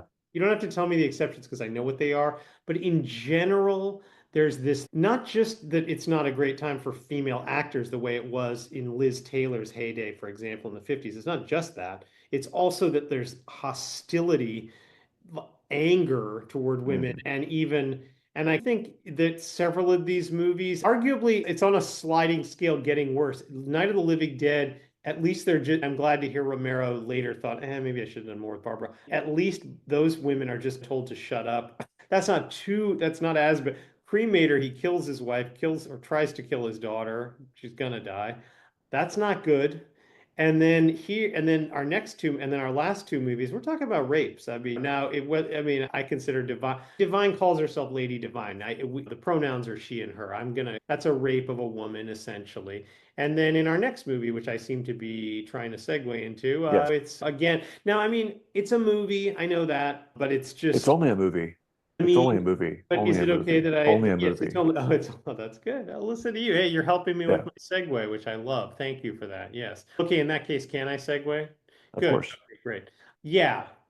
This movie, yeah, it's only a movie. It's only a movie. That's a really good. I love that you brought that up. I get it, but there's such hostility there's a lot of these movies that feel like we're just angry with the hippie culture and it's not, I'm sorry, it's not just the four movies we're talking about, and it's not just horror movies. There's a bunch of movies that just seem to be like, we are angry with hippies, and the way to take it out on being angry with the hippies is to do things like Last House on the Left. It's not, I know I'm painting with a broad brush, but there's definitely something here, and it's a little disturbing. It's not great. It reminds me, it's like, I heard Reese Witherspoon recently on a podcast talking about how when she started her book club to get movies made and stuff, she was like, she had a rule, not just that it had to be female written, and not just that it had to be a female in the lead character, but there was a third rule, which is no women being tortured, no women I don't want women tied up, bound. She had to observe that. Certainly, she wasn't producing The Last House on the Left. Yeah. Okay, so let me get to this. The Last House on the Left. Actually, as a huge fan of the Texas Chainsaw Massacre, I feel like this movie is 90% of what I love about the Texas Chainsaw Massacre. It feels organic. It feels like it's happening. It's terrifying in that way.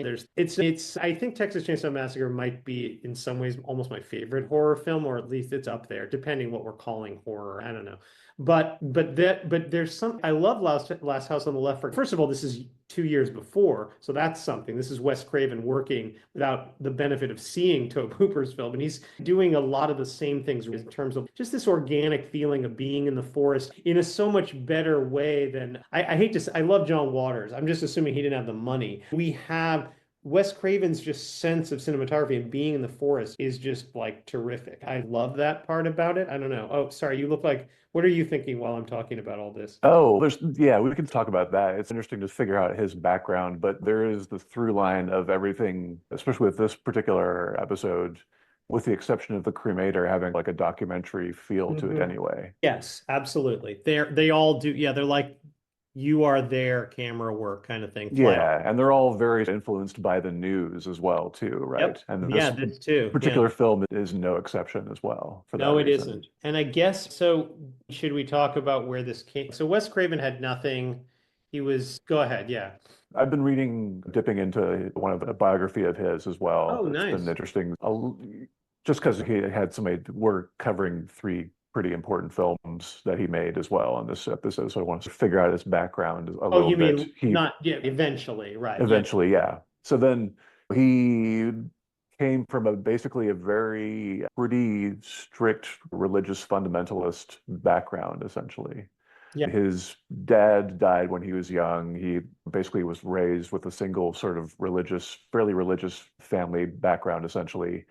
He rebelled, essentially. It there's back and forth as far as like how many movies he actually saw by the time he graduated from college, like actually seeing actual movies because of his particular background and the schools that he was in and everything else involving his home life. He was not allowed everything. Basically, seeing movies was sinful. The act of seeing movies were considered sinful with the religion he was brought up in, essentially. He went to Wheaton College. He was still, in spite of not being versed in films until later on in his life, he was a very voracious reader and everything as well. And he was always, you could argue, especially like throughout his films, whether he was like a better writer than a director. And that's something interesting to talk about. But he did a lot of different sort of writing, went to Wheaton College, which is like also religious yet enlightened but fundamentalist college that had some very interesting sort of run-ins with different authorities involving like different writings that he made throughout like high school and through college when he was like editing different magazines, like like school magazines and things like that. Went through all of that, became disillusioned about what he was trying to figure out what he was trying to do. He thought he was going to be a novelist. He wrote like a book about a Noah's Ark book when he was like in college, essentially. Didn't find any takers, became a teacher, got fired for different Wow. schools, like This is ended up great. finding himself in New York Wow. essentially, like with a child and with a wife, driving a taxi cab. And that's how at that point, when he got, especially when he got into New York, he started watching more films or actually watching films and trying to catch up on all the movies that he didn't see at that point. And then at that point, he ended up like getting involved with this particular New York film distribution house, like doing like gopher work and editing work on a documentary. I think he got fired from it because he didn't really know what he was doing. But a lot of those New York sort of film houses, New York being such a sort of compact city, everyone was doing everything together in various different buildings. So that's how he ran into Sean S. Cunningham, essentially, it was just through doing something else at this particular film editing house, essentially. And that's where they met. And Sean S. Cunningham was actually a contemporary of Marilyn Chambers, oddly enough, as Hmm. well. That film that he made, that pseudo sort of documentary that was also like a nudie film called Together, that Sean Gus Cunningham made, like Wes Craven was like a little bit of a part of that, and that's how they met essentially. And through there, then Sean S. Cunningham got notification. He was like from Boston, Connecticut sort of area around there essentially. And he knew some distributors of some persons who like owned a few different film theaters, like theaters in the Boston area who were also interested in distributing films, who wanted to distribute like B pictures essentially, or second run, I don't know, what do you call the second features for their Yeah, like a theaters double feature essentially. beat Like a the double feature, yeah. So yeah. they were starting to get interested in that. Right. They were the ones that gave Sean S. Cunningham the idea of, we'll furnish you some money, but we want to do something like a horror film, essentially. And Wes Craven had never really seen a horror film. He had just recently seen Night of the Living Dead, coincidentally, and that was blew him away also. Like seeing that and gave him an idea that horror films were a certain thing, essentially. Yeah, So there you go, right there. That's cool. Yeah. This is a great, you know what? This is terrific. I love you giving us that background. I should probably, should I do my final summary yes, today so that we have still have a little time when we're done here? Okay. I know I'm the one rushing us. An opening card claims the events are true, but the names were changed to protect survivors. As Kieran says, just keep telling yourself it's only a movie. It's near a rural autumnal lake, an old man rifles through the road mailbox of 17-year-old Mary Collingwood, whom we see naked through frosted glass in the shower just before Mary, now dressed, tells her parents, Dr. John and Estelle, that she's going out that evening with her friend, the slum-born Phyllis Stone, to see the chicken-killing band Bloodlust. I'm guessing they must have been inspired by Black Sabbath. Whatever, who cares? I was wondering that as well, but I think Black Sabbath, I think their first album doesn't, actually I'm trying to remember when their Did first they album came already out. have the chicken? They say in the movie, oh, they only did that once, Mom. And I'm like, yeah, that's what they always say about Ozzy only having done that. So anyway, Right now it's Cooper later on too. Yeah. sure, yeah. See, I don't know why these birds in the Hitchcock movie are complaining. It doesn't happen that often, guys. As her parents give her a peace necklace and later by a stream alone with Phyllis, Mary expresses pride in her braless breasts. We also saw braless breasts in the John Waters film. On their drive to town, Mary and Phyllis hear radio reports about two escaped psychopath convicts whom we soon meet in a dingy apartment where they and their pervert friend hit on the one woman, Sadie, who calls them, with reason, male chauvinist pigs who need another woman around. Mary and Phyllis walk down an urban sidewalk, see one of the ex-cons, ask him for drugs, go up to his apartment, and get locked in, beginning a cross-cut between Mary's parents prepping for Mary's 17th birthday celebration and the ex-cons threatening Mary and Phyllis. The next morning, the parents play host to two local cops while the ex-cons put Mary and Phyllis's bodies in the large trunk of their 1958 Cadillac convertible, drive into the country, speculate about the worst sex crimes ever, and pull over near Mary's rural house because of engine trouble. When Phyllis bites one of them, the ex-cons frog march the girls into the nearby woods. make Phyllis pee in her pants, strip them, and force them to perform sexual acts on each other. Leaving the Collingwoods, cops notice the pulled over Cadillac, drive by it, return to their station, listen to the radio, hear about the Cadillac, and speed back to the Collingwoods. When one ex-con leaves to get fire, Phyllis whispers to Mary her plan, runs, leads two of them on a long forest chase, hits Sadie with a rock, but is eventually caught by three of them and brutally hacked to death, Kieran. Alone with Junior, Mary renames him Willow, gives him her peace necklace, promises him methadone from her nearby house, moves and gets caught by the other three. Krug carves his name into Mary, brutally rapes her, watches her walk into a pond, and shoots her dead. What a sweetie this guy is. The two cops run out of gas, leave the car, return to see it being stolen by cop-hating hippies, walk a while, and pull over a black woman driving a truck of full chicken coops who enjoys not helping them. As twilight descends, the ex-cons clean up and in and near the river, enter the home of the Collingwoods, cut their phone, pretend to be traveling salesmen, explain their car trouble, and learn through seeing photos that these are Mary's parents. John and Estelle note the nearby mechanic is closed, invite these people to stay the night, and serve them candlelit dinner. When Junior goes through heroin withdrawal, Estelle sees his peace necklace, notes his bloody clothes, and scrambles down to the lake with John, where they find their daughter dead at night while John Reddy, by the way, was she, I thought I saw the actress like move her head right then, but it doesn't matter. You can't always get every shot. At night, while John Reddy's revenge, Fred dreams of John chiseling his teeth out, awakens and tries to seduce Estelle, who walks Fred to the pond erotically, there's that word again, ties his hands, catches his little thing in his zipper, that's what they call it, pretends to give him a BJ, and then bites it off, I think. In the house, John points a shotgun at Krug, who pulls out the lamp cord, staggers wounded to the living room, gets in a big fight with John, and apparently convinces a shotgun-bearing Junior to shoot himself dead. Sadie threatens Krug, runs outside, and fights with Estelle, who eventually cuts Sadie's throat in her pool. John emerges from the basement wielding a roaring chainsaw, fights with Krug, and finally chainsaws him to death, despite the last-second arrival of the cops, ending on a freeze frame of bloodied, barely triumphant John and Estelle. Credits put actors' names next to short clips of each character. I always like credits like that. Okay, I didn't even mention the funny, kind of weird, like the hippie music. That's it's like a James Taylor type song or something while like people are getting killed and raped. Okay. Anyway, And you know who made the film too, who made the music as well? Chapin, one of the Chapin. Oh, I'm sorry, it was the guy who plays Krug. He's part of it. Krug. Remember, Krug. it's Krug, Oh, which okay, makes Krug. sense when you think about a particular character that shows up in Oh, another Wes Craven. 1984. Yeah, I think I Yeah. can imagine who you might be saying. Yeah, there you go. Hey, like I said, feel free to correct me anytime. Okay, so that's one significance of this film. Tell us some of the other ones, Kieran. Huh.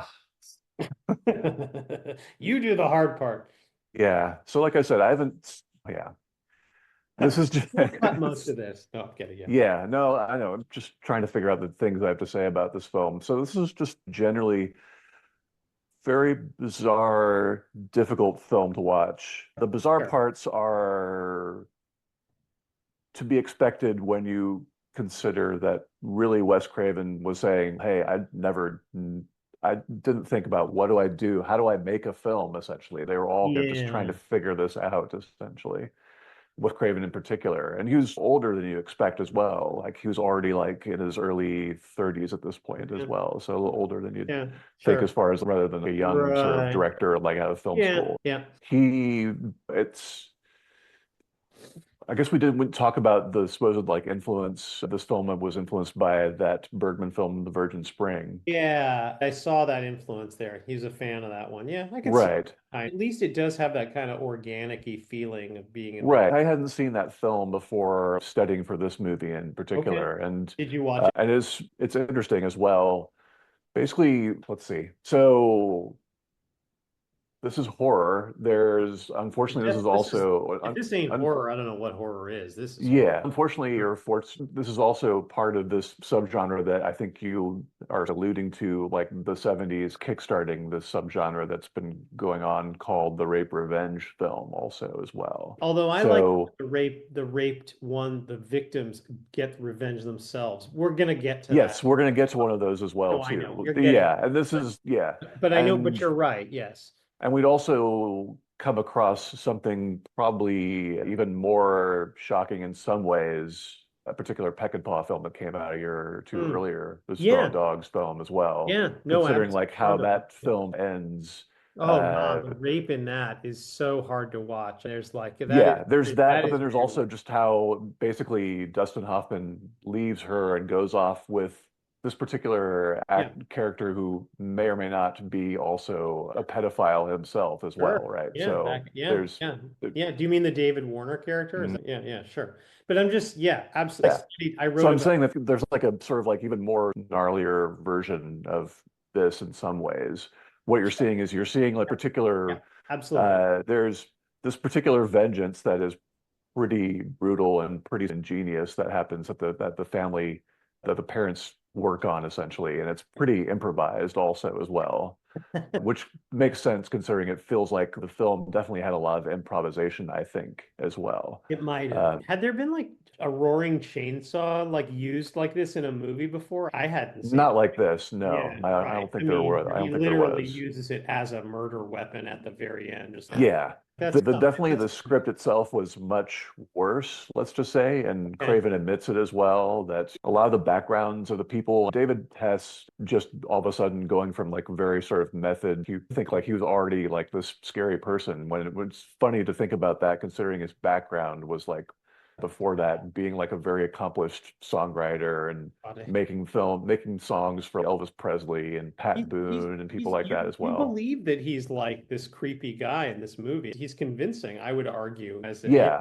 yeah, he's I know scary. he talks about how basically a lot of the other sort of characters later on that became like horror icons were like masked, and he had the unfortunate thing of being this sort of iconic sort of horror character that didn't have a mask, which made it hard for Right. him in Yeah, general it later is on in hard. life because of that. Yeah, I'm sure. Yeah, probably they kicked him out of restaurants at the time. But yeah, I'm guessing that. So it's funny. The first three movies took place when we didn't know that Charles Manson was responsible for killing Sharon Tate. Yes, This feels more this like feels after.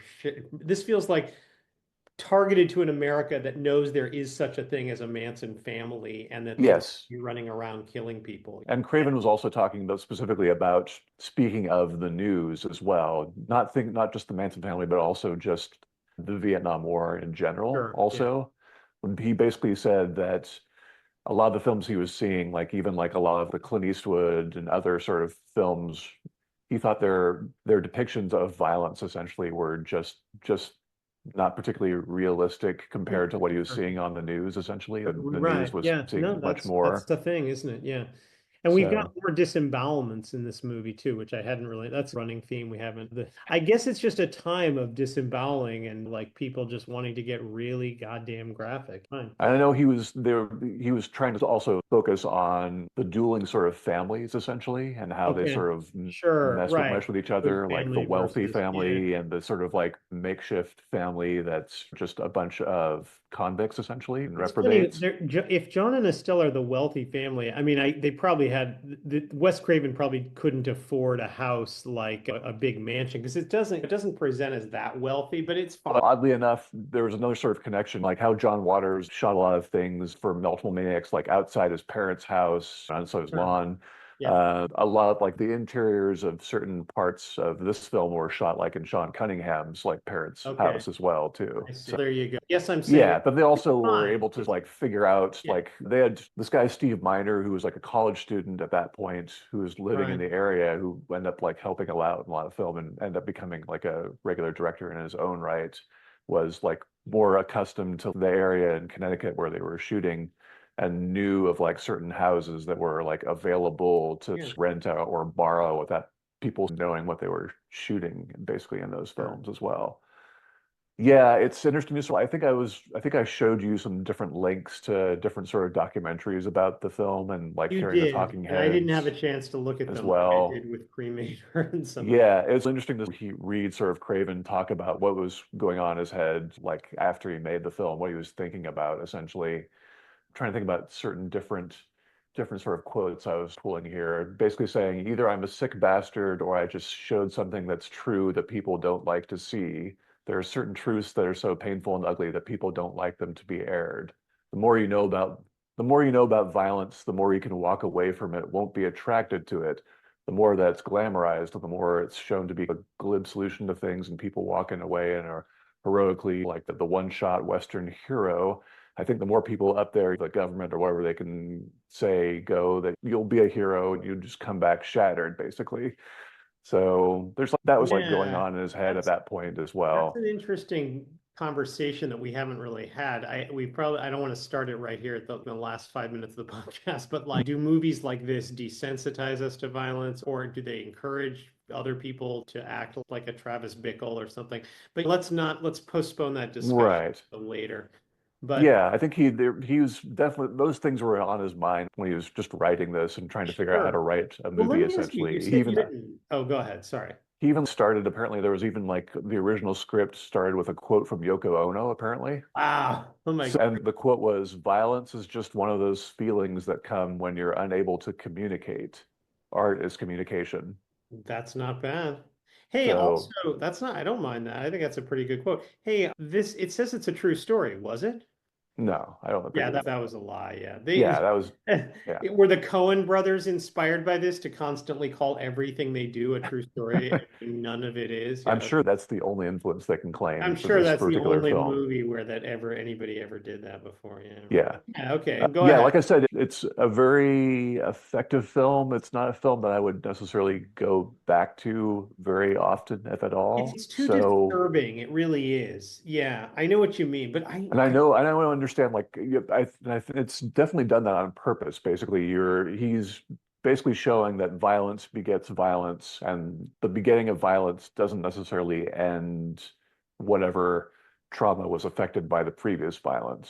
sure. Essentially, Yeah. it's just the question is whether people who are looking for entertainment, just in general, are they looking for in terms of entertainment? And you can ask yourself in general, what do you expect when you see a movie, essentially? And do Yeah, you look to sure. be challenged?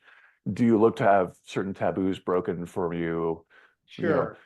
And and that's true with all of these to some degree. yeah, Yeah, sure. Yeah, absolutely. That's a really good point. Yeah, and couldn't they just no, you know what? You're right. And also I think about this as they're stripping those two female actresses down, part of me is thinking, aren't they doing what they are condemning? Aren't they that's having like their that is definitely a common argument that I've Yeah, seen before right. as well. And And that is a problem, I think, or it can yeah, be. I guess that's less true with Texas Chainsaw. To me, like we're setting up Texas Chainsaw Massacre to me. I mean, we're going to come back. I'm just going to factor in what I heard you say because I feel like that's this, but just so much better done. Or where I don't know. Yeah, I don't know. But yeah, okay. yeah, it's different. And that's also about also a particular, I don't It know. is about a true story, partly. Yeah, It's a very loose very part of the loose. true story. But yeah, it's also about a different kind of family dynamic also as Oh well. boy, is it As, ever. But anyway, we don't have time to jump into another movie right now. no, not at all. But we've definitely, okay, I'm very impressed that we've threaded these common themes. And I don't think those themes should be surprising to people who've studied, I have, this era and seen families, hippies, the things we've been talking about, the news. Yeah, like the generation gap kind of is part of this. There's a bunch of things. And yeah, but yeah, we're just getting more hardcore. I think that's a word John Waters loves. When he's being hardcore, it means this. When Wes Craven's being hardcore, it probably means something slightly different, but in any, Right. it is, And it varies it's too from time hardcore. to time as well too. For Wes Craven, that's how it was in this particular period is in the 70s as well. I Right. think his idea of hardcore might be different, like say in the Today. 80s and the Yeah. 90s as Well, well. I know, but I would also argue that we're reaching a sort of a hardcore. I don't know. There's a level almost there as far as this is as much as you can take. Like it doesn't get much more hardcore than this. I don't think. All right, maybe I'm wrong. Yeah, we you haven't we're not really exploring like the whole sort of torture porn We'll get to phenomena later on Slaw. Yeah, there, that's a but good yeah. point. So that you got me there. Yeah. Anything else that we should say about either Last House on the Left or anything else before we wrap this up? You No, I jumped would in. definitely say watch You Virgin brought the Spring. This yeah. particular idea Sure. of the actual rape revenge has a longer history, like from basic, not just in movies, but in literature and Yep. Yes, it poetry does. and everything That's a else great point. beforehand as Right. well. It's only with the 70s that they can really go nuts about it now in movies. But Yeah. that's right, sure. Whereas we hadn't really been seeing that in these previous 40 films, like a bunch of rape revenge. We had, you know what I mean? Even though you're right, it had a literature history. I don't know. I guess they'd avoided it for whatever reason. I don't know. Also, there was just only so much they could really. A lot of Sure. things are indicated as well. There's a lot of anything involving vengeance. You mean just the Yeah, idea of the Western also had a bunch of these I guess similar that's plots as true. well too. Right. Yeah, the truth is like The Searchers, the famous Yes. John Ford movie if you watch it, you don't notice the first time you're watching it, but it is a rape revenge film, Yeah. or at least that's the way the John Wayne character thinks of it. That's Yes. so yeah. Okay, we've done an amazing. We should just pat ourselves on the back for just another amazing episode.